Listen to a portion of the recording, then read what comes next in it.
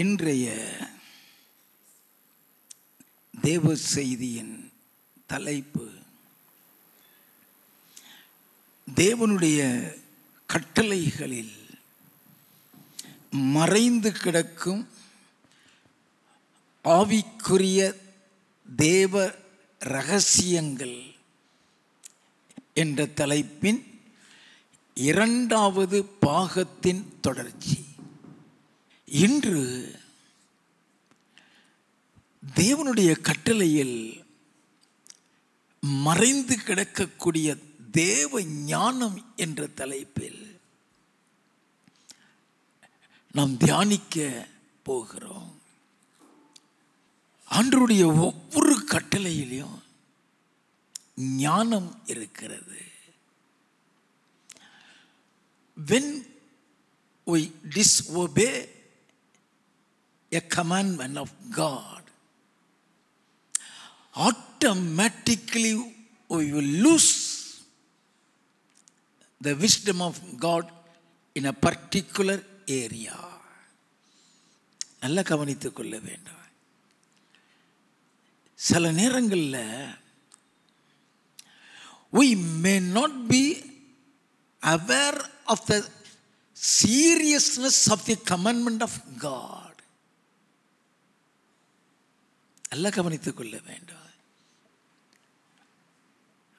ஆண்டவருடைய இந்த கட்டளைகள் எந்த அளவுக்கு விபரீதங்களை கொண்டு வருங்கிறது நமக்கு தெரியாது. அதற்கு தான் ஆண்டவர் இந்த கட்டளைகளில் மறைந்து கிடக்கிற ஞானத்தை குறித்து எடுக்கிறார். நல்லா கவனித்துக் கொள்ள வேண்டும். It's very important to protect the secret of God between you and God. உனக்கும் தேவனுக்கும் இருக்கிற சில ஆவிக்குரிய ரகசியங்களை பாதுகாத்துக் கொள்ள வேண்டும். அதில் தேவ ஞானம் மறைந்து கிடக்கிறது. நாம் அதை புரிந்து கொள்ள வேண்டும். பரலோக ராஜ்யத்தை சுதந்திரித்துக் கொள்ள பரிசுத்தம் எவ்வளவு தேவையோ equal to the holiness of God, wisdom is important. சாத்தான் எப்பொழுதுமே ஞானத்தில் தான் விளையாடுவான். நல்லா தெரிந்து கொள்ள வேண்டும். He is so cunning to get you out of the commandment of God, taking away the wisdom of God. ஆண்டவருடைய கட்டளைக்கு எப்படி கீழ்ப்படியாமல் ஆக்குவான்னா ஞானத்தை எடுத்துருவான். நன்றாக கவனித்துக் கொள்ள வேண்டும். It's very important to know the seriousness of the commandment of God. If you are not giving importance to the commandment of God, automatically you will lose the vision of God in your life. உன்னை குறித்து ஆண்டவர் ஒரு தரிசனம் வச்சிருப்பாரு, ஒரு திட்டம் வச்சிருப்பாரு. அந்த திட்டம், அந்த தரிசனத்தை ஒரு நாளும் பிசாசு நிறைவேற விடவே மாட்டான். அதற்கு விரோதமான யுத்தங்கள் தான் உங்களோடு கூட பண்ணுவான். Something more deeper to know the cunningness of Satan. I never say the intelligence of Satan. பிசாசுக்கு ஞானம் கிடையாது. நல்லா தெரிஞ்சுக்கிடுங்க. அவனுக்கு வேதத்தின்படி அவன் தந்திரம் உள்ளவன். ஆண்டவரோடு இருக்கும் வரைக்கும் தான் அவனுக்கு ஞானம் இருந்தது. ஞானத்தில் சிறந்தவனாய் இருந்தான். அதுல இருந்து தள்ளிட்டார்னா அதை எடுத்துருவாரு. அதை கொடுக்கிறவர் அவர்தான், எடுக்கிறவர் அவர்தான். நாம் நல்லா தெரிந்து கொள்ள வேண்டும். நீதிமொழிகளின் புஸ்தகம் 23வது அதிகாரம் 15வது வசனம். என் மகனே, உன் இருதயம் ஞானம் உள்ளதாயிருந்தால் என்னிலே என் இருதயம் மகிழும். ஆண்டவர் சொல்லுகிறார், என் மகனே, உன் இருதயம் ஞானமுள்ளதாய் இருந்தால் என் இருதயம் என்னிலே மகிழும். நீ பரிசுத்தமாய் இருக்கிறதை கண்டு அவர் எவ்வளவு மகிழ்ச்சி அடைவாரோ அதே மாதிரி நீ ஞானமாய் இருக்கிறதை கண்டு மகிழ்ச்சி அடைவார். ஆண்டவரை சந்தோஷப்படுத்துகிற காரியத்தில் ஒன்று ஞானம்தான். அதனாலதான் சாலமோன் நியாயம் விசாரிக்கக்கூடிய ஒரு ஞானத்தை ஆண்டவரிடத்தில் கேட்ட பொழுது மகிழ்ச்சி அடைந்தார். நாம் நல்லா தெரிந்து கொள்ள வேண்டும், அந்த ஞானம் அவருடைய கட்டளையில் தான் மறைந்து கிடக்கிறது. நல்ல கவனிங்க, அவருடைய கட்டளையில் மறைந்து கிடக்கிற ஞானம் அவருடைய தரிசனத்தை உன் வாழ்க்கையிலே நிறைவேற்ற வைக்கும். அவருடைய கட்டளைகளில் மறைந்து கிடக்கிற ஞானம் உன்னை பரலோகத்தை சுதந்திரிக்கக்கூடிய பரிசுத்தத்தை காத்துக்கொள்ள வைக்கும்.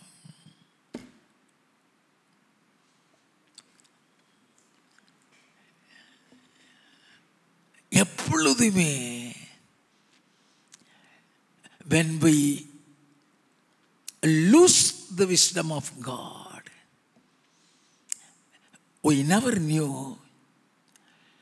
how far Satan will take advantage over us to quiet us from the vision of God. He is very sharp. ஆண்டவருடைய தரிசனத்தை விட்டு வெளியே கொண்டு போயிடுவான். உபாகமம் 4வது அதிகாரம் 5வது 6வது வசனங்கள். நீங்கள் சொந்தரித்துக் கொள்ளும்படி பிரவேசிக்கும் தேசத்தில் நீங்கள் கை கொள்ளும் பொருட்டு என் தேவனாகிய கர்த்தர் எனக்கு கற்பித்தபடியே நான் உங்களுக்கு கட்டளைகளையும் நியாயங்களையும் போதித்தேன். வாசிப்போம். ஆகையால் அவைகளை கை கொண்டு நடவுங்கள். ஜனங்களின் கண்களுக்கு முன்பாகவும் இதுவே உங்களுக்கு ஞானமும் விவேகமுமாயிருக்கும். அவர்கள் இந்த கட்டளைகளை எல்லாம் கேட்டு இந்த பெரிய ஜாதியே ஞானமும் விவேகம் உள்ள ஜனங்கள் என்பார்கள். கட்டளையில தான் அந்த ஞானம் இருக்கு. God's commandment in two different ways. Commandments of God in common for all people is different. Commandment of God to an individual is different. நல்ல கவனிங்க, தேவனுடைய கட்டளைகள் 2 விதம் உண்டு.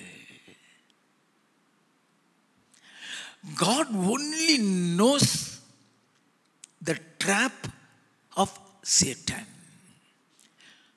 உலகத்தில் யாருக்குமே தெரியாது. சாத்தானுடைய கண்ணி எங்க இருக்குங்கிறது உலகத்தில் யாருக்குமே தெரியாது. அது ஆண்டவருக்கு மட்டும்தான் தெரியும். நீ தேவ பிள்ளையா? தேவன் உன்னை குறித்து ஒரு தரிசனம் வைத்திருக்கிறாரா? உன்னை குறித்து ஒரு திட்டம் வைத்திருக்கிறாரா? அந்த திட்டம், அந்த தரிசனம் நிறைவேறணும்னா அதற்கு விரோதமான சாத்தானுடைய திட்டத்தை அவர் அறிவார். அதனால அவன் திட்டத்தில் நீ சிக்கிராம இருக்க உனக்கு ஒரு கட்டளை கொடுப்பாரு. அது எல்லாருக்கும் கிடையாது. It's not for all. நல்லா கவனித்துக் கொள்ள வேண்டும். எலியாவை நடத்தின பாதை வேற, எலிசாவை நடத்தின பாதை வேற. எலியாவுக்கு கொடுத்திருந்த கட்டளை வேற, எலிசாவுக்கு கொடுத்த கட்டளை வேற. ஆனா நியாயப்பிரமாணங்கிறது எல்லாத்துக்கும் ஒண்ணுதான். நல்லா கவனிக்க வேண்டும். நியாயப்பிரமாணம் அப்படின்னு சொல்லுகிறது எல்லாத்துக்கும் ஒன்று. ஆனா விதின்னு ஒன்று இருக்குதே, அது வித்தியாசமானது. ஆபிரகாமுக்கு நிறைய கட்டளை உண்டு, அது எல்லாத்துக்கும் கிடையாது. ஆபிரகாமுக்கு என்ன என்ன கட்டளை, என்ன என்ன பிரமாணங்கள், என்ன என்ன கற்பனைகள், என்ன என்ன நியாயங்கள் கொடுத்தாங்கிற எல்லாம் வேதத்தில் கிடையாது. ஆனா ஆண்டவர் சொல்லுகிறார், ஆதியாகமம் 26வது அதிகாரம் 4வது வசனம், ஆபிரகாம் என் சொல்லுக்கு கீழ்ப்படிந்து, என் சொல்லுக்கு கீழ்ப்படிந்து என் விதிகளையும் என் விதிகளையும் என் கற்பனைகளையும் என் கற்பனைகளையும் என் நியமங்களையும் என் நியமங்களையும் என் பிரமாணங்களையும் கை கொண்டபடியினால். என்னதுங்க அது?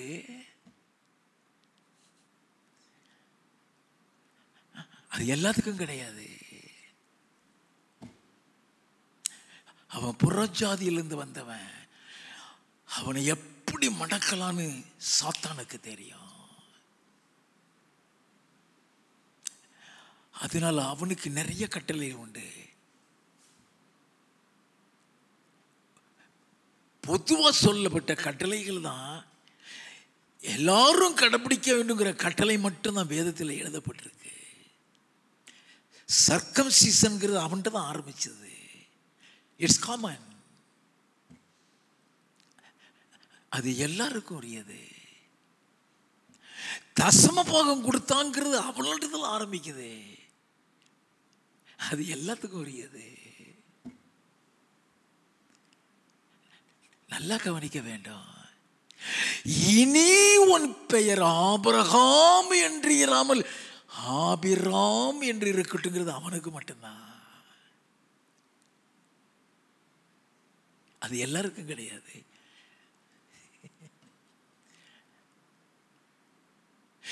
எனக்கு முன்பாக நடந்து கொண்டு உத்தமனாயிரு சொன்னாரே, அது எல்லாருக்கும் உள்ள கட்டளை எழுதப்பட்டிருக்கிறது. நம்ம தெரிந்து கொள்ள வேண்டும். அப்படி என்றால் யாரை அதிக நேசிக்கிறாரோ அவங்களுக்கு நிறைய கட்டளை உண்டியா. அவன் வலது இடது புறம் திரும்ப முடியாது. வாசிப்போமா? யோசுவாவின் புஸ்தகம் 1வது அதிகாரம் 7வது வசனத்தை வாசிக்க கேட்போம். என் தாசனாகிய மோசே உனக்கு கற்பித்த நியாய பிரமாணத்தின்படி எல்லாம் செய்ய கவனமாயிருக்க மாத்திரம் மிகவும் பலம் கொண்டு திடமனதாயிரு. கவனமாயிருக்க மாத்திரம். அதில் ஒரு அழுத்தம் இருக்கிறது. மிகவும் பலங்கொண்டு திடமனதாயிரு, புத்திமானாய் நடந்து கொள்ளும்படிக்கு வலது இடதுபுறம் விளையிறாத.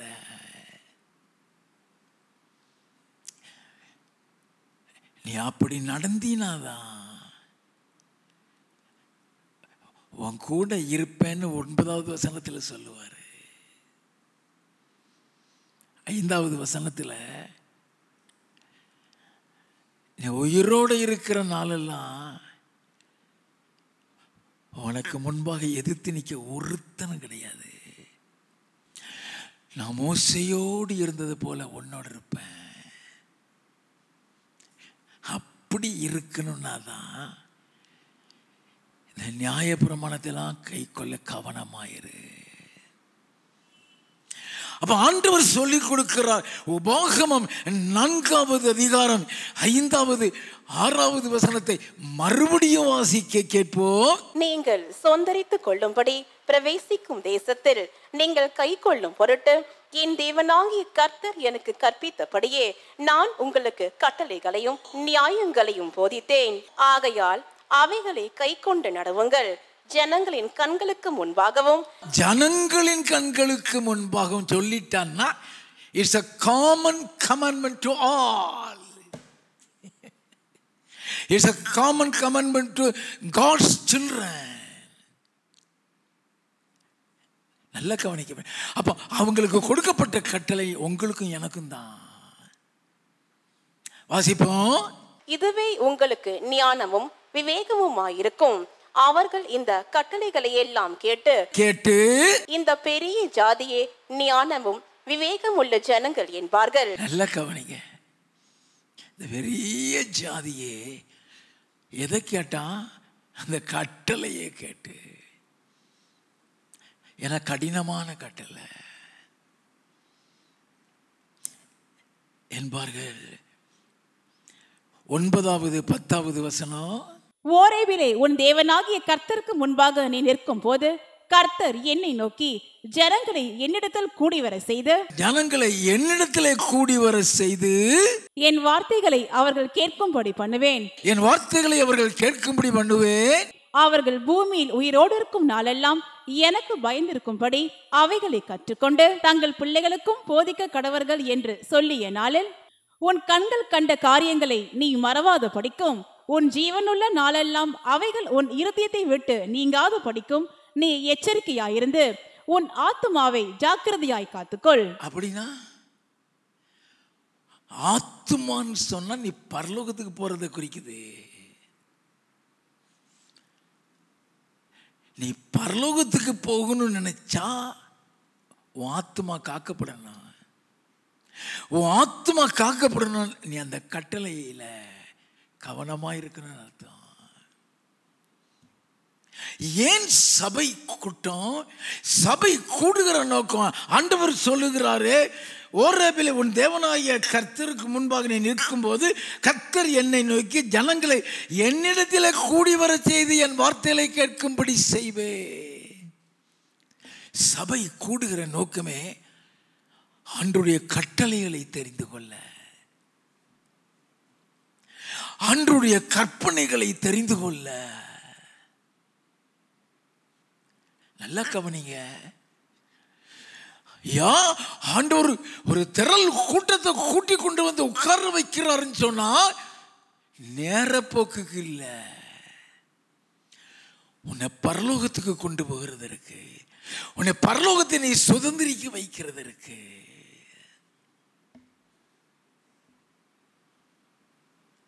நல்லா கவனித்துக் கொள்ள வேண்டும்.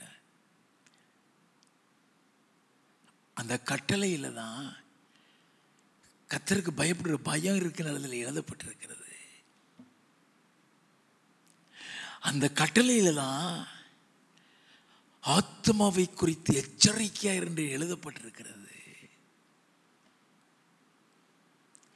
அப்ப அந்த கட்டளை தான் உன்னை பரிசுத்தமாக்கும். அந்த கட்டளை தான் உன்னை பரலோகத்துக்கு கொண்டு செல்லும். போகட்டும். God's specific commandment to certain people. ஒரு சிலருக்கு மற்றவர்களுக்கு கொடுக்காத கட்டளை கொடுப்பார். God knows the trap. நல்ல கவனிங்க, இட்ஸ் வெரி இம்பார்ட்டன்ட். நம்ம சில காரியங்கள்ல கவனக்குறைவாக இருந்துட்டா சாத்தான் சாதாரணமாக தட்டிட்டு போயிடுவான்.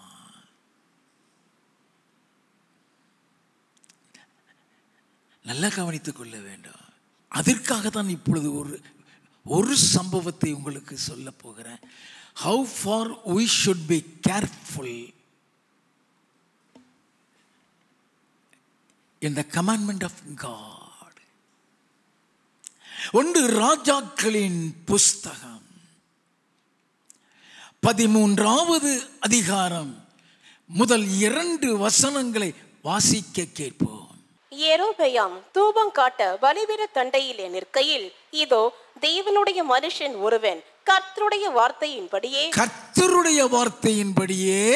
யூதாவில் இருந்து பெத்தேலுக்கு வந்து அந்த பலிபீடத்தை நோக்கி, பலிபீடமே பலிபீடமே, இதோ தாவீதின் வம்சத்தில் யோசியா என்னும் பேருள்ள ஒரு குமாரன் பிறப்பான். அவன் உன்மேல் தூபம் காட்டுகிற மேடைகளின் ஆசாரியர்களை உன்மேல் பலியிடுவான்.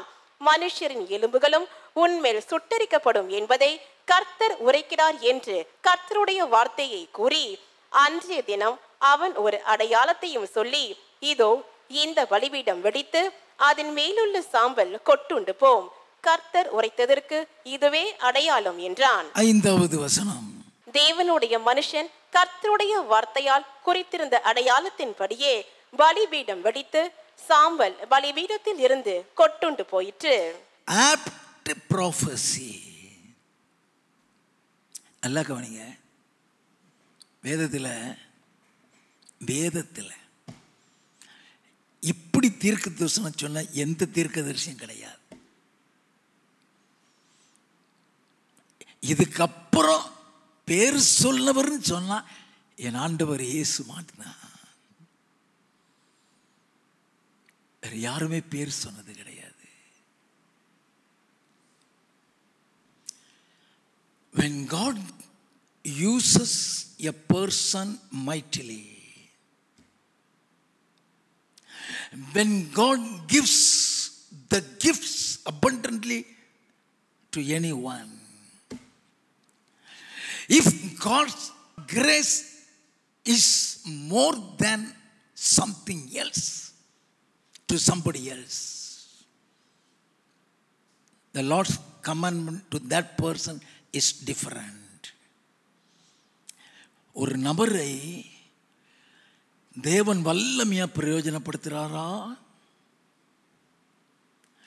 ஒரு நபருக்கு தேவன் தம்முடைய வரங்களை அள்ளி கொடுக்கிறாரா? ஒரு நபருக்கு தேவனுடைய கிருபை அதிகமாக இருந்து கொண்டிருக்கிறதா? அந்த நபருக்கு அவருடைய கட்டளைகள் அதிகமாக இருக்கும், வித்தியாசமாக இருக்கும். எல்லாம் கவனித்துக் கொள்ள வேண்டும். இப்படிப்பட்ட ஒரு தீர்க்க தரிசனம் சொல்லும் பொழுது பிசாசு அதை விரும்பவே மாட்டான். அவனை எப்படி காலி பண்ணலான்னு காத்துக்கிட்டு இருப்பான். நல்லா கவனிங்க, Satan's trap is different. அவன் எந்த வகையில் அவனை காலி பண்ணணுன்னு இருக்கான்னு தெரியாது. இப்படிப்பட்ட ஒரு வல்லமையான பவர்ஃபுல் ப்ராஃபட், அப்படிப்பட்ட ஒரு தீர்க்க தரிசனம் சொல்லி அந்த தீர்க்க தரிசனம் நிறைவேறக்கூடிய அடையாளத்தையும் சொல்லிடுறான். அவனுக்கு ஆண்டவர் ஒரு கட்டளை கொடுக்கிறார். 7வது வசனத்தில் இருந்து, அப்பொழுது ராஜா தேவனுடைய மனுஷனை நோக்கி, நீ என்னோட கூட வீட்டுக்கு வந்து இளைப்பாரு, உனக்கு வெகுமானம் தருவேன் என்றான். தேவனுடைய மனுஷன் ராஜாவை நோக்கி, நீர் எனக்கு உம்முடைய வீட்டில் பாதி கொடுத்தாலும் நான் உம்மோடே வருவதும் இல்லை, இந்த ஸ்தலத்தில் அப்பம் புசிப்பதும் இல்லை, தண்ணீர் குடிப்பதும் இல்லை. அதுதான் ஞானம். அது வரைக்கும் தான் ஞானம். நல்லா இருங்க. It's very important using God's wisdom. நீ என்ன கொடுத்தாலும், என்ன பணத்தை கொடுத்தாலும் நான் சாப்பிட மாட்டேன் சொல்லிட்டு போயிட்டே இருக்கணும். வாசிப்போம். ஏனென்றால் ஞானத்தை நீ இழந்துட்டியா, காலி பண்ணிடுவான். இந்த ஏனென்றால் வந்துட்டுனாலே அவன் ஞானத்தை இழந்து விட்டான். வாசிப்போம். ஏனென்றால் நீ அப்பம் புசியாமலும் தண்ணீர் குடியாமலும் போன வழியாய் திரும்பாமலும் இருவென்று கர்த்தர் தம்முடைய வார்த்தையால் எனக்கு கட்டளை இட்டிருக்கிறார் என்று சொல்லி. நல்ல கவனிங்க. உனக்கும் கர்த்தருக்கும் இருக்கிற உடன்படிக்கையை வெளியே சொல்லக்கூடாது. எனக்கு அநேக கட்டளைகள் உண்டு. எல்லாத்தையும் நான் எல்லாத்திட்டையும் சொல்ல முடியாது. நல்லா கவனிக்க வேண்டாம்.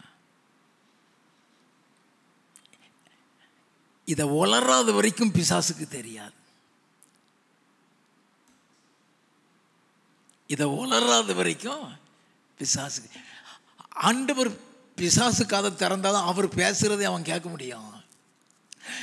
நீ பேசுறது, நீ சிந்திக்கிறது எல்லாம் தெரிஞ்சு வச்சிருப்பான். உளறிட்டான். அத ஒருத்தன் கேட்டுட்டு போய் இன்னொரு தீர்க்கதரிசியா அவன் தகப்பன்ட்ட போய் சொல்லிடுறான். அவன் இவனை எப்படியாவது வீட்டுக்கு கூட்டி போயிடுறான். இப்படி ஒரு தீர்க்கதரிசி நம்ம பார்க்கலையே. பேர் சொல்லி அடையாளம் சொன்ன தீர்க்கதரிசியை நான் பார்க்கலையே. அவனை வீட்டுக்கு கூட்டிட்டு போனா நம்ம கருத்தை கூட அவன்கிட்ட கேட்கலாம். எல்லாம் கவனிங்க. நேர அவன்கிட்ட வந்துடுறான். 14வது வசனத்தில் இருந்து, தேவனுடைய மனுஷனை தொடர்ந்து போய் ஒரு கர்வாலி மரத்தின் கீழ் உட்கார்ந்து இருக்கிற அவனை கண்டு, யூதாவிலிருந்து வந்த தேவனுடைய மனுஷன் நீர்தானா என்று அவனை கேட்டதற்கு அவன் நான் தான் என்றான். அப்பொழுது அவனை நோக்கி, என்னோட வீட்டுக்கு வந்து அப்பம் புசியும் என்றான். அதற்கு அவன், நான் உம்மோடே திரும்பவும் உம்மோடே உள்ளே போகவும் மாட்டேன். இந்த ஸ்தலத்திலே உம்மோடே நான் அப்பம் புசிக்கவும் தண்ணீர் குடிக்கவும் மாட்டேன். ஏனென்றால்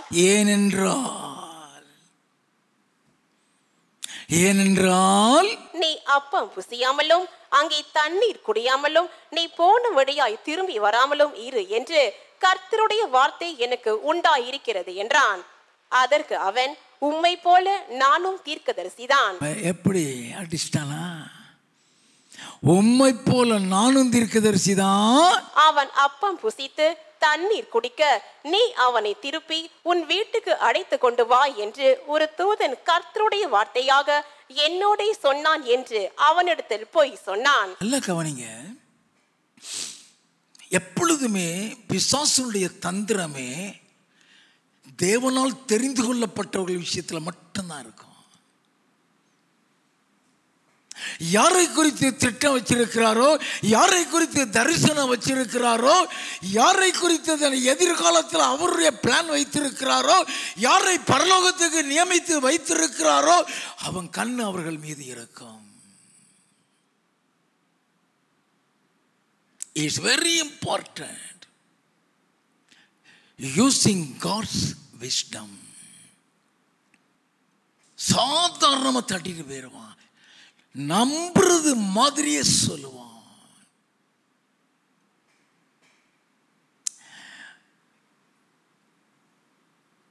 இவன் வாய் விட்ட உடனே அந்த ஞானத்தை இழந்துட்டான்னு அர்த்தம். ரகசியத்தை நீ வெளியே விட்ட உடனே நீ ஞானத்தை இழந்துருவ. On the spot. எதை வச்சு ஞானத்தை இழந்துருவேன்னு சொல்றேன்னா, வாண்ட சொன்னா வாண்ட தான் சொல்லுவாரு. நல்ல கவனிங்க. எனக்கு தீர்க்க தரிசனம் சொன்ன தீர்க்கதரிசிகள் உண்டு. அந்த தீர்க்கதரிசிகள் மூலமாக எனக்கு தீர்க்க தரிசனம் கர்த்தர் சொல்லி கொண்டு வந்தார். 1 வருஷம் சொல்லி கொண்டு வந்தார். அந்த 1 வருஷம் முடியும் போது அந்த தீர்க்கதரிசி சொன்னாரு, ஜாஃப்ரின் மணி ஏன்ட்ட வரமாட்டேன், இனிமே கர்த்தர் நேரடியாக உன்னோட பேசுவார், ஒவ்வொரு காரியத்துக்கும் நீ எப்படி நடக்கணும் அவர் உனக்கு நேரடியாக சொல்லிக் கொடுப்பார். அதுக்கப்புறம் இன்னைக்கு வரைக்கும் நான் அவர்கிட்ட போகலை. அவர் சுகவீனமாக இருந்தாருன்னு சொல்லி பார்க்க போயிருந்தேன். தீர்க்க தரிசனம் கேட்கறதுக்கு நான் போனதில்லை. நல்ல கவனிங்க. அதுக்கப்புறம் அவர் ஓன்ட்ட சொல்லுவாருன்னு சொன்னதுக்கு அப்புறம் இன்னொரு மூலமாக சொல்லி கொடுத்துட்டு இருக்க மாட்டாரு. நான் எதில் தவறுறேன்? நான் தீர்க்க தரிசனம் கேட்க போகிறதே நான் எதில் தவறுறேங்கிறத தான் கேட்க போவேன். எதில் தவறி இருக்கிறேன் நல்லா தெரிந்து கொள்ள வேண்டும். அவன் எதை சொல்லக்கூடாதோ சொல்லி போட்டான். அவன் சொன்ன உடனே அந்த ஞானம் போயிருச்சது. இப்போ கர்த்தர் இவன்கிட்ட சாப்பிடாதன்னு சொன்னா இவன்கிட்ட தான் சொல்லுவார், அவன்கிட்ட போய் நீ சாப்பிடு, நான் அவனை அனுப்புவேன்.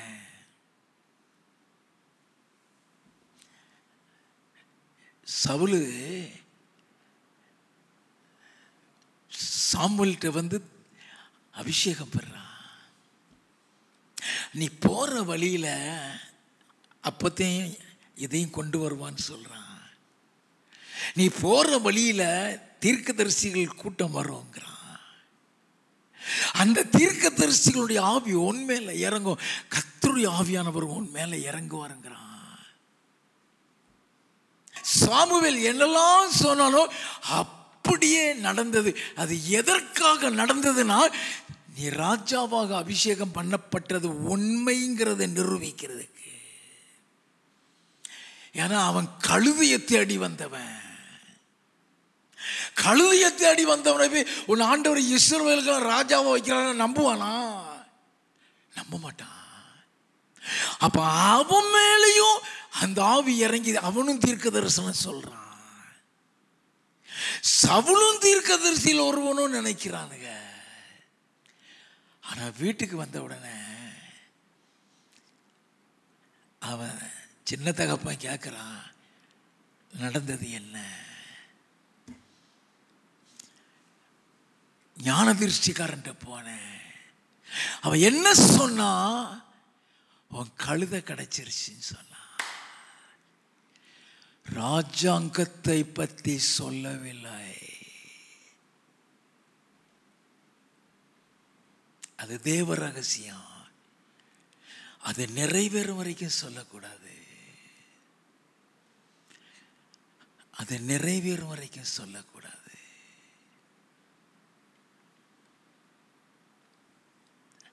நல்லா கவனிக்க வேண்டும். அவனிடத்துல பொய் சொன்னான். வாசிப்போம். அப்பொழுது அவன் இவனோட திரும்பி போய் இவன் வீட்டிலே அப்பம் புசித்து தண்ணீர் குடித்தான்.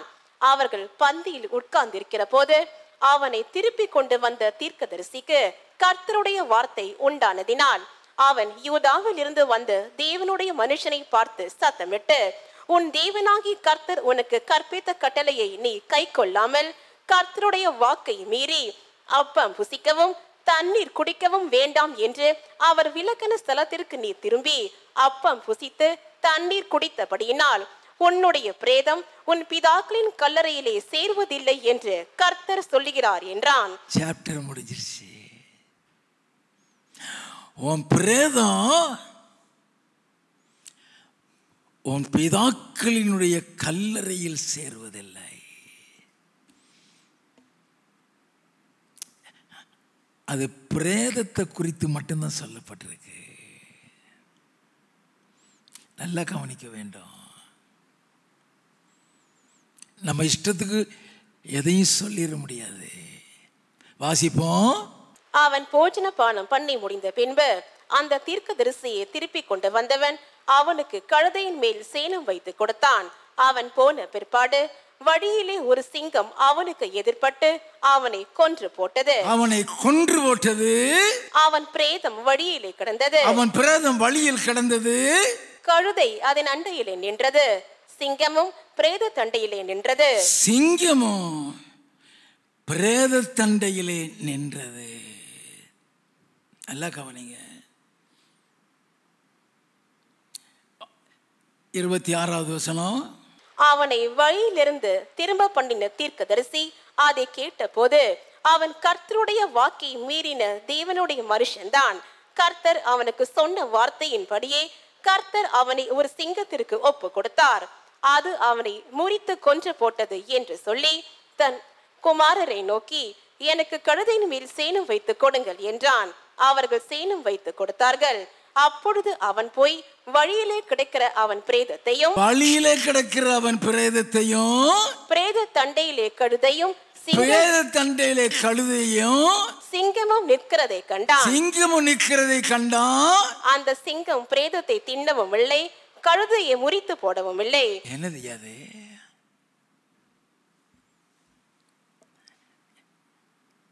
ஏன் பிரேதத்தை திங்கல?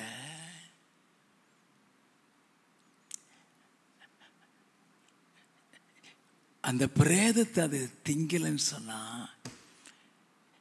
நான் நினைக்கிறேன் எலிசா செத்ததுக்கு அப்புறம் அவன் பிரேதத்தில் எப்படி அபிஷேகம் இருந்ததோ அந்த அபிஷேகம் இவன் மேல இருந்திருக்கும். ஆண்டவர் சொன்னது, உன் பிரேதம் உன் பிதாக்களுடைய கல்லறைக்கு போகாது, இந்த கிழமை வந்து தூக்கிட்டு போயிடுவான். இருந்தால் தூக்கிட்டு போறான். அவன் பிரேதத்தை குறித்து சொல்றார். அவன் பரலோகத்துக்கு போயிருப்பானா போயிருக்க மாட்டானா நமக்கு தெரியாது.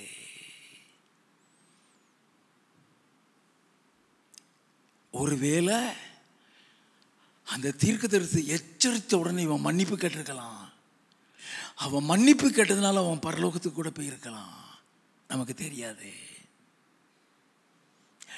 ஏன் இந்த சந்தேகங்கள்லாம் வருதுன்னா, பிரேதத்தை சிங்கம் திங்கல, கழுதையையும் அது திங்கல. நல்லா கவனிக்க வேண்டும். தேவ ரகசியங்கள், அநேக காரியங்கள் வேதத்தில் தேவ ரகசியங்கள் நம்ம பரலோகத்துக்கு போகும்போது தான் தெரியும்.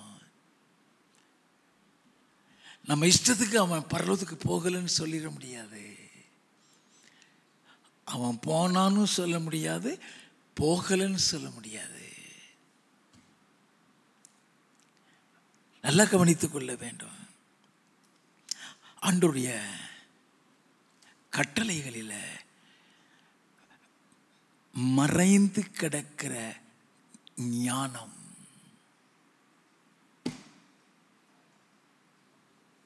சாதாரண கட்டளை, அப்பம் புசிக்காத, தண்ணி குடிக்காத, போன வழியா திரும்பாத, அதுல அவ்வளவு பெரிய ஞானம் இருக்கு. இவன் சாகிற அளவுல ஞானம் இருக்குன்னு யாருக்கு தெரியும்? யாருக்கு தெரியும்? நல்லா கவனித்துக்கலாம். கட்டளைகளில் மறைந்து கிடக்கும் ஞானம்.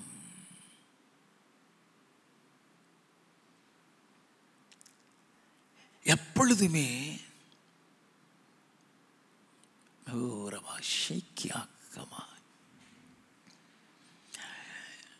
யாரோ ஒரு நபர் இருக்கிற சமூகியர், உன் காதுல பிரச்சனை இருக்கு, அடிக்கடி உன் காதை போட்டு நீ கொடையிற, உன் காதில் ஒரு அரிப்பு, ஒரு வலி இருந்து கொண்டிருக்கிறது. என் ஆண்டவர் இப்போ உனக்கு சுகத்தை கொடுக்கிறார். Accept the healing of Jesus. நல்லா கவனிங்க. ஆண்டவருடைய ஒவ்வொரு கட்டளையிலையும் ஞானம் உண்டு. இவன் ஞானத்தை இழந்ததுனால கட்டளையை மீறினான். ஞானத்தை இழந்ததுனால, ஞானத்தை இழந்ததுனால தான் அதை உளறனா. அந்த நிமித்தம் தேவன் அவனை குறித்து எப்படிலாம் திட்டம் வச்சிருந்தாரோ நமக்கு தெரியாது. எங்கெல்லாம் தீர்க்க தரிசனம் சொல்ல வச்சிருந்தாரோ தெரியாது. தரிசனம் முடிந்து விட்டது.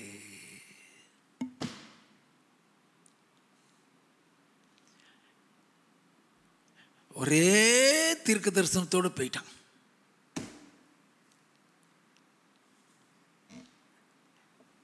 கவனிக்க வேண்டும். It's very very careful. அன்றைய ஒரு சின்ன கட்டளை மீறிட்டாலே பிரச்சனை தான்.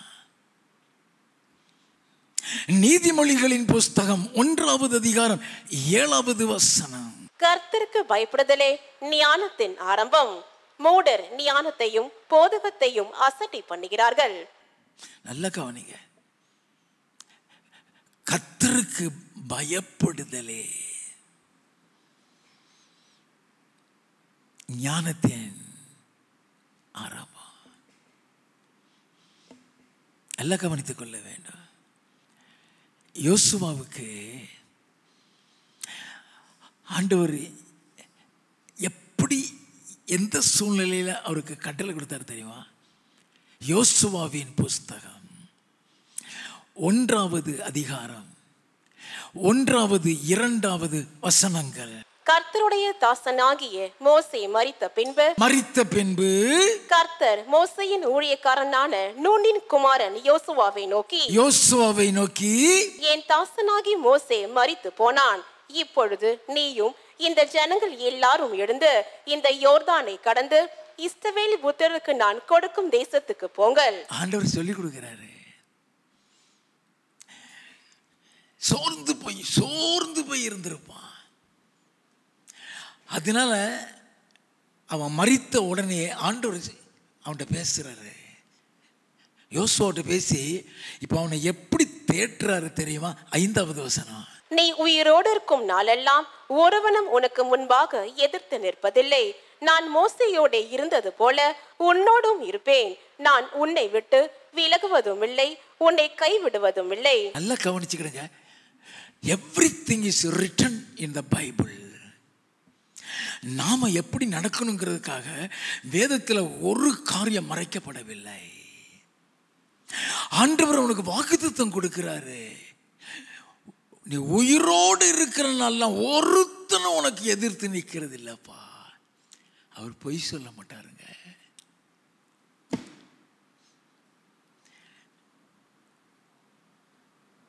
நான் மோசையோடு இருந்தது போல உன் கூட இருப்பேன். நான் உன்னை விட்டு விலகிறது இல்லை, உன்னை கைவிடுறது. நல்ல கவனிங்க. It's a promise of God. கர்த்தர் நமக்கு வாக்குத்தத்தம் கொடுத்திருக்கிறாரு. What was that? இஸ்ரவேலின் ராஜாவாகிய கர்த்தர் உன் நடுவில் இருக்கிறார்.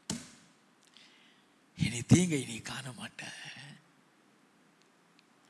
அந்த வாக்குத்தத்தம் நம்ம வாழ்க்கையில நிறைவேறது தான் இந்த கட்டளையெல்லாம் சொல்லி கொடுத்துட்டு வர்றாரு.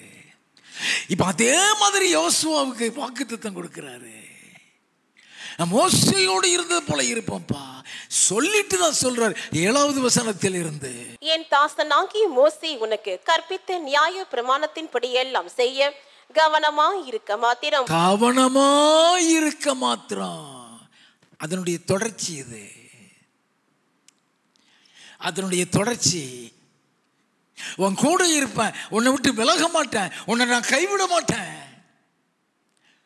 ஆனா அந்த நியாயப்பிரமாண புஸ்தகத்தில் எழுதியிருக்க அந்த கட்டளையின்படி நடக்க கவனமா இருக்க மாத்திரம். அழுத்துறாரு, அழுத்தி சொல்றாரு. கவனமா இருக்க மாத்திரம். மிகவும் பலம் கொண்டு திடமனதாயிரு. நீ போகும் இடமெல்லாம் புத்திமானாய் நடந்து கொள்ளும்படிக்கு அதை விட்டு வலது இடதுபுறம் விலகாதிருப்பாயாக. அதை விட்டு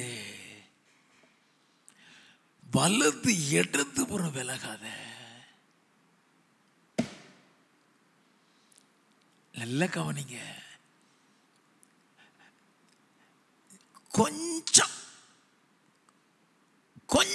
தவறிட்டீங்கன்னா சாப்டர் முடிஞ்சது. கோ ஒன்லி இந்த சென்டர் ட்ராக்.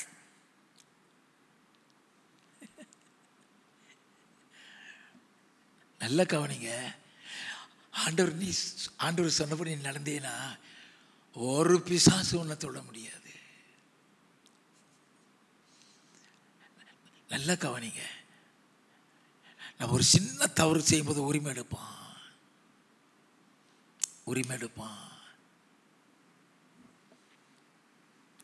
கொஞ்சம் கூட தவறிடாத. வாசிப்போம். இந்த நியாயப்பிரமாண புஸ்தகம் உன் வாயை விட்டு பிரியாதிருப்பதாக, இதில் எழுதி இருக்கிறவைகளின் படி எல்லாம் நீ செய்ய கவனமாயிருக்கும்படி. அடுத்த ஸ்ட்ரெஸ், கவனமாயிருக்கும்படினா பி ஷார்ப்னு அர்த்தம். வாசிப்போம். இரவும் பகலும் அதை தியானித்துக் கொண்டிருப்பாயாக. இரவும் பகலும் தியானிக்கலைன்னு நீ மறந்துடுவ. ஏன் இரவும் பகலும் தியானிக்க சொல்றாரு? கர்த்தருடைய வேதத்தில் பிரியமாய் இருந்து இரவும் பகலும் தியானிக்கிற மனுஷன் பாக்கியம். ஏன் சொல்றாரு? நீ அதை தியானிக்கலைன்னா அந்த கமெண்ட்மெண்ட்டை நீ மறந்துடுவ அல்லது மறக்க வச்சிருவான்.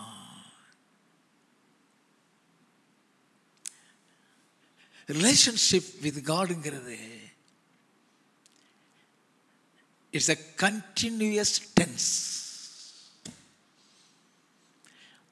I don't say continuous process. Continuous tense. ஆங்கிலத்தில் present tense, past tense,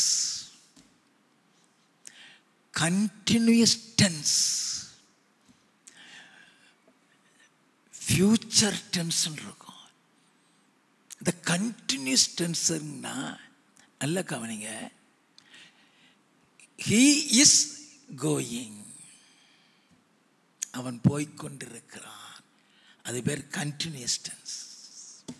அப்போ இந்த கண்டினியூஸ் டென்ஸ்னா என்ன? நீ போய்கிட்டே இரு. Never stop. ஆண்டவரோடு கூட இருக்கிற உன் உறவுல எப்போ கேப் வருதுன்னு ரொம்ப கவனமா இருப்பான். Satan is so sharp. நல்ல கவனிங்க. I don't say so wisdom. ஷார்ப்னா வேற, விஸ்டம்னா வேற. அந்த ஷார்ப்புங்கிறதுக்கு பேர் தான் கவனமா இருப்பான்னு அர்த்தம். Very sharp. எதுல தவறுவ கொஞ்சம். அதனால தான் சொல்ல வல்லது இடதுபுறம் விளைகிறாத. நம்ம அறிந்து கொள்ள வேண்டும். வாசிப்போம். அப்பொழுது நீ உன் வழியை வாய்க்க பண்ணுவாய். அப்பொழுது புத்திமானாயும் நடந்து கொள்ளுவாய். அப்பந்தான் கூரே இருக்குங்கிறார். அதை விட்டுட்டீங்க புத்தி போயிடும். ஞானம் போயிடும். வாசிப்போம் 9வது வசனம். நான் உனக்கு கட்டளையிடவில்லையா? பலம் கொண்டு திடமனதாயிரு, திகையாதே, கலங்காதே. நீ போகும் இடமெல்லாம் உன் தேவனாகிய கர்த்தர் உன்னோடு இருக்கிறார் என்றார். நீ போகிற இடமெல்லாம் உன் தேவனாகிய கர்த்தர் உன்னோடு இருக்கிறாரப்பா. இந்த எல்லாமே 7வது 8வது வசனத்துக்குள் அடங்கி இருக்கிறது. 5வது வசனமும் 9வது வசனமும் அவன் வாழ்க்கையில நிறைவேறணும்னா 7, 8 படி நடக்க வேண்டும். அவன் நடந்தது என்ன? யோசுவாவின் புஸ்தகம் 6வது அதிகாரம் 1வது 2வது வசனங்கள். எரிகோ இஸ்ரவேல் புத்திரருக்கு முன்பாக அடைக்கப்பட்டிருந்தது. ஒருவரும் வெளியே போகவும் இல்லை, ஒருவரும் உள்ளே வரவும் இல்லை. கர்த்தர் யோசுவாவை நோக்கி இதோ எரிகோவையும் அதன் ராஜாவையும் யுத்த வீரரையும் உன் கையில் ஒப்பு கொடுத்தேன். அது ஒரு பெரிய அரணான இடம். அந்த அலங்கத்தை பீரங்கி வச்சு கூட உடைக்க முடியாது. அரங்கத்துக்குள்ளே கிடக்காம எல்லாம் இவன் உள்ளேயும் போக முடியாது, அவன் வெளியும் வர முடியாது. நல்ல கவனிங்க, தேவர் புரொடெக்டட். அவங்க சாதாரண ஒரு பெரிய கூட்டம், அதை உன் கையில் கொடுத்துட்டேன்னு சொல்லிட்டாரு. சொல்லிட்டு கட்டளை கொடுக்கிறார். 17வது 18வது வசனங்கள். ஆனாலும் இந்த பட்டணமும் இதில் உள்ள யாவும் கர்த்தருக்கு சாபத்தீடாயிருக்கும். நான் அனுப்பின ஆட்களை ராகாப் என்னும் வேசி மறைத்து வைத்தபடியால் அவளும் அவளோடு வீட்டுக்குள் இருக்கிற அனைவரும் மாத்திரம் உயிரோடு இருக்க கடவர்கள். சாபத்தீடானதில் ஏதாகிலும் எடுத்துக் கொள்கிறதினாலே நீங்கள் சாபத்தீடாகாத படிக்கும் இஸ்ரவேல் பாளையத்தை சாபத்தீடாக்கி அதை கலங்க பண்ணாத படிக்கும் நீங்கள் சாபத்தீடானதற்கு மாத்திரம் எச்சரிக்கையாயிருங்கள். ஒரு பொருளை தூக்கிறாத. நல்ல கவனிங்கய்யா, இந்த கட்டளையில பாதுகாப்பு இருக்கு. இந்த கட்டளையில தேவனோடு கூட உள்ள உறவு இருக்கு. இந்த கட்டளையில வெற்றி இருக்கு. யாருக்காவது தெரியுமா? பலங்கொண்டு திடமனதாயிரு, திகையாதே, கலங்காதே, நீ போகிற இடம்லாம் உன் தேவனாய் கர்த்தர் உன்னோடு இருக்கான்னு சொன்னாரு. அந்த வாக்குத்தத்தம் அந்த கட்டளையில இருக்கு. நான் மோசையோடு இருந்தது போல உன்னோடு இருப்பேன். நீ உயிரோடு இருக்கிற நாளெல்லாம் ஒருவனும் உனக்கு முன்னால எதிர்த்து நிற்பதில்லை சொன்னார. இந்த கட்டளையில தான் இருக்கு. அந்த வாக்குத்தத்தம் அந்த கட்டளையில தான் இருக்குது. It's very important when God gives a commandment. அந்த கட்டளைக்குள்ள அவரோடு கூட இருக்கிற உறவு இருக்கியா? அந்த கட்டளையில பரிசுத்தம் இருக்குது ஐயா. அந்த கட்டளையில பாதுகாப்பு இருக்குது.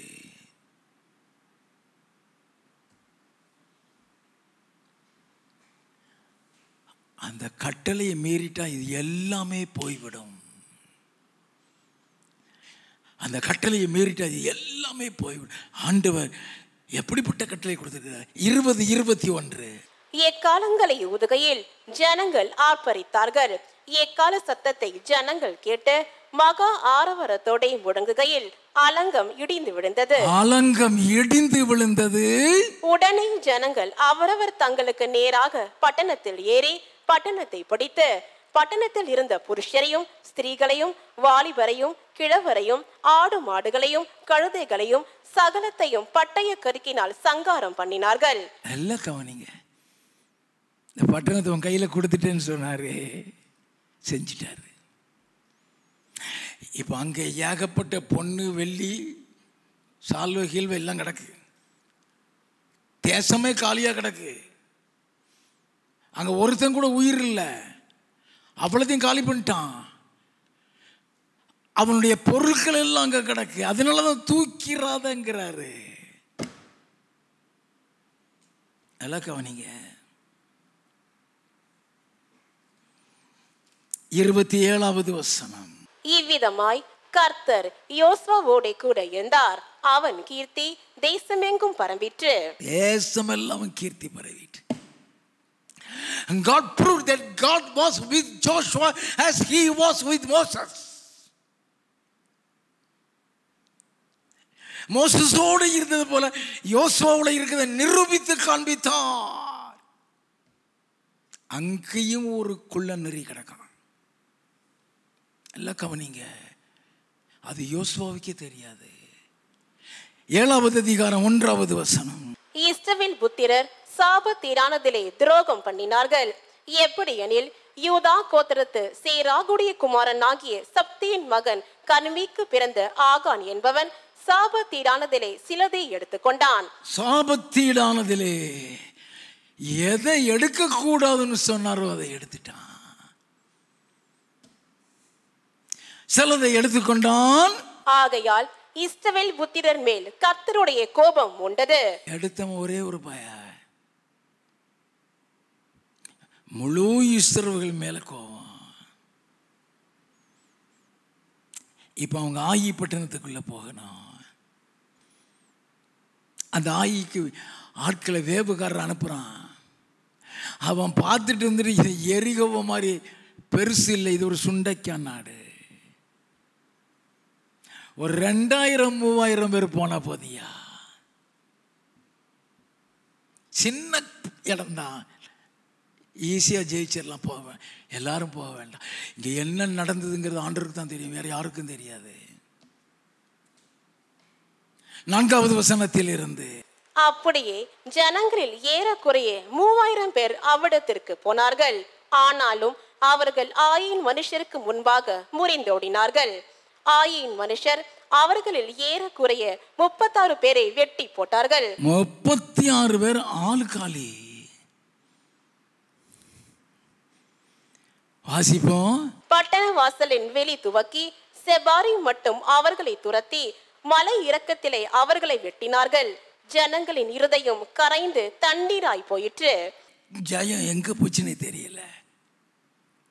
வாசிப்போம். அப்பொழுது யோசுவா தன் வஸ்திரங்களை கிழித்துக் கொண்டு அவனும் இஸ்ரவேலின் மூப்பரும் சாயங்காலம் மட்டும் கர்த்தரின் பெட்டிக்கு முன்பாக தரையிலே முகங்குப்புற விழுந்து தங்கள் தலைகளின் மேல் புழுதியை போட்டுக் கொண்டு கிடந்தார்கள். நொந்து போயிட்டான். வாக்குத்தத்தம் எங்கே?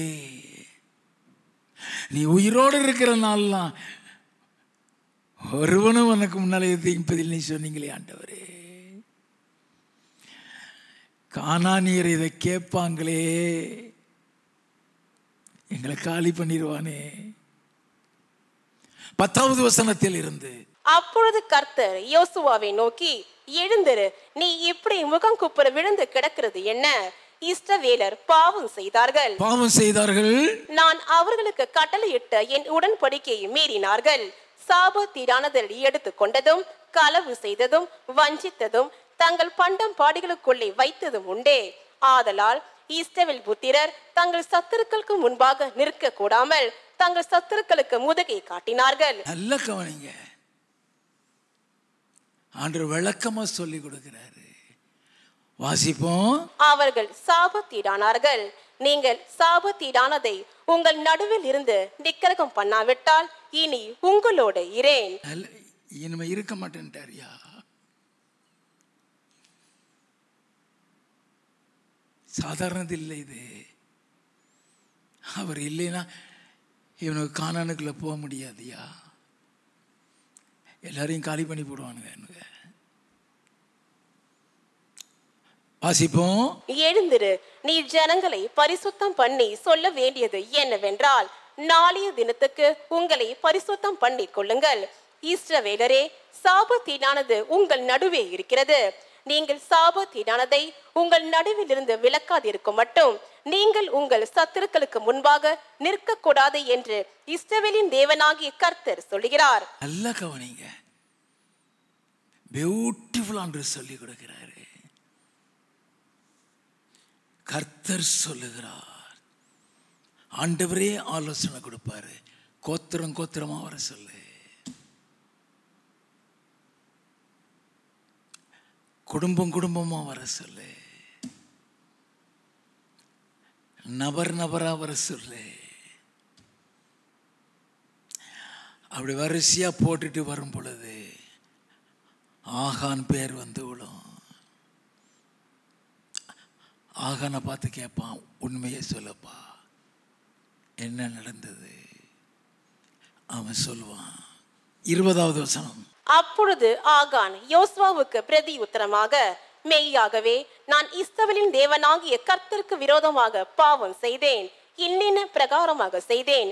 கொள்ளையிலே நேர்த்தியான ஒரு பாபிலோனிய சால்வையையும் 200 வெள்ளி சேக்கலையும் 50 சேக்கில் நிறையான ஒரு பொன் பாலத்தையும் நான் கண்டு அவைகளை இச்சித்து எடுத்துக்கொண்டேன். கவனிச்சிங்களா? The cunningness of Satan. அந்த பொருளை காமிச்சு ஆசையை கொடுத்து எடுக்க வச்சிட்டான். 25வது வசனம். அங்கே யோசுவா, நீ எங்களை கலங்க பண்ணினதென்ன? இன்று கர்த்தர் உன்னை கலங்க பண்ணுவார் என்றான். கர்த்தர் கர்த்தர் உன்னை கலங்க பண்ணுவார். வாசிப்போம். அப்பொழுது இஸ்ரவேல் எல்லாரும் அவன் மேல் கல்லெறிந்து அவைகளை அக்கினியில் சுட்டெரித்து கற்களினால் மூடி. அவன் முழு இதே போயிடுச்சு. இதற்கப்புறம் கர்த்தர் சொல்லுவார், சாபத்திலிருந்து அவங்கள விட்டு போயிருச்சு. அதை நிக்கிரகம் பண்ணாட்ட அவங்க கூட இருக்க மாட்டேன்னாரு. 8வது அதிகாரம் 1வது வசனம். அப்பொழுது கர்த்தர் யோசுவாவை நோக்கி, நீ பயப்படாமலும் கலங்காமலும் இரு. நீ யுத்த ஜனங்கள் யாவரையும் கூட்டிக் கொண்டு எழுந்து ஆயி பட்டணத்தின் மேல் போ. இதோ ஆயின் ராஜாவையும் அவன் ஜனத்தையும் அவன் பட்டணத்தையும் அவன் நாட்டையும் உன் கையிலே ஒப்பு கொடுத்தேன். எப்போ ஆண்டவர் எரியோவுக்கு செஞ்சது மாதிரி ஆயிக்கு செய்ப்பனா கூட வருவேன். ஆயி பட்டணமே இல்லாம ஆக்கி போட்டானுங்க. நல்ல கவனிக்க வேண்டாம். அந்த ராஜாவையெல்லாம் தூக்கிட்டான். எனக்கு அருமையான தேவச்சனமே, தேவனுடைய கட்டளைகளில் மறைந்து கிடக்கிற ஆவிக்குரிய ரகசியங்களில் தான் ஞானத்தை இன்றைக்கு நாம் தியானித்திருக்கிறோம். அல்லேலூயா.